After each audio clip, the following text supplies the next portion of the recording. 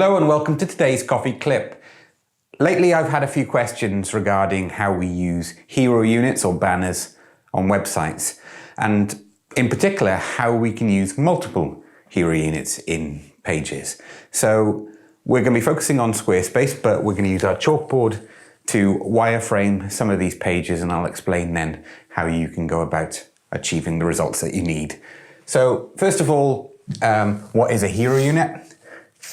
We've had some coffee clips recently which are focused on how to take photos for websites, and a hero unit is often the banner that appears below the masthead. So where we've got the masthead up here, which will then have our logo and our menu in most instances, what we then have is the next stage, which is the digital version of our billboard that you'll often find in cities, which where you have very little time to get your message across to your audience. So what we're looking at is generally short, snappy headlines, maybe in some instances a follow-on sentence and potentially a call to action. And sitting behind this, then we have some sort of imagery in relation to your field or your business and that market your business. So it's becoming a running joke, but I usually go for the same type of image as a backdrop for everyone. So we've already focused on how we can take photos to suit this environment, and I'd recommend checking that video out if you haven't had a chance to already. However, we're focusing today just on this hero unit section itself. So a trend that's been happening with websites and something that's become more and more popular is that we may use these in more than one instance. So to get this type of effect, the type of page that you need to add in Squarespace would be what's called an index page. An index page is a collection of pages that fit together. So in the admin area, you'll have the option to select an index page type, and then feeding from that then, as you can add multiple sub-pages in underneath that. So we can then add our hero text, another hero, and so on.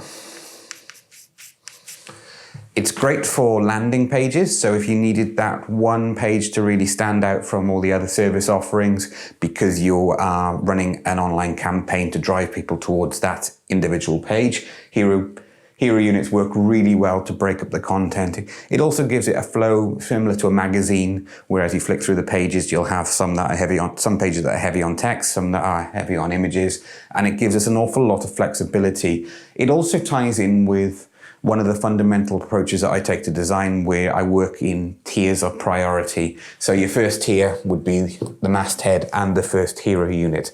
That's the priority one content that appears on the page before, in most instances, before any scrolling.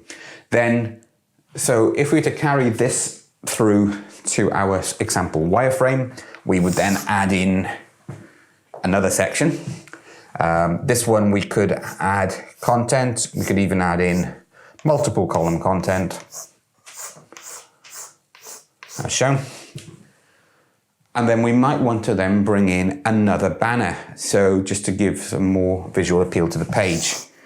That banner then could be, or hero, as it's called, could then be either a still image or a video, or we can have add a parallax effect, which is available on many of the Squarespace templates.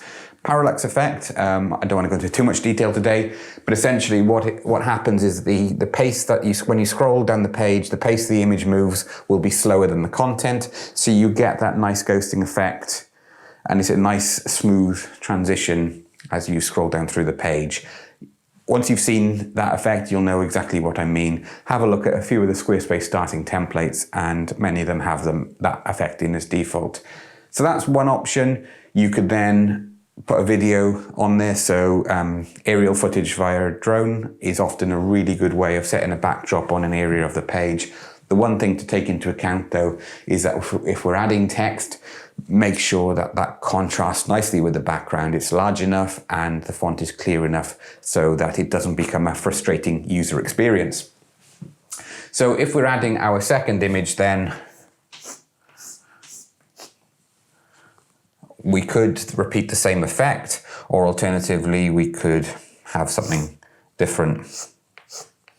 Again, following on from this, you could then put content in multiple columns. The way index pages work in Squarespace is that once you've added your hero unit and your content into there, the way you manipulate the content within that section is no different to how you would manipulate it in a normal text area. So you can add multiple columns, you can add in photos with overlaying these, you can add grid galleries overlaying backgrounds.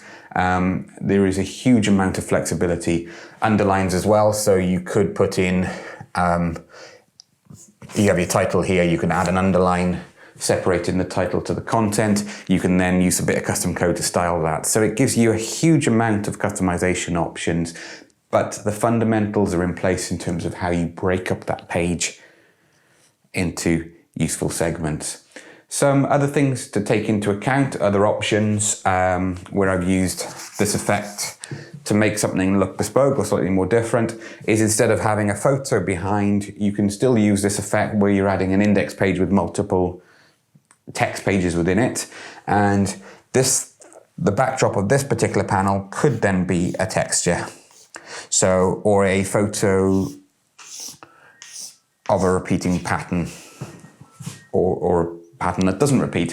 So for example, there have been projects where I've been working with construction companies, and I might take a close-in shot of a lovely piece of stone walling, and then that becomes the backdrop, so it doesn't take away too much from the content, and it allows a really nice contrast to what could be a plain background color here or white background as we break down through the sections. I hope that's helped. If you find these videos really helpful, please select like on your YouTube channel, and also please subscribe for future tech tips. Thank you.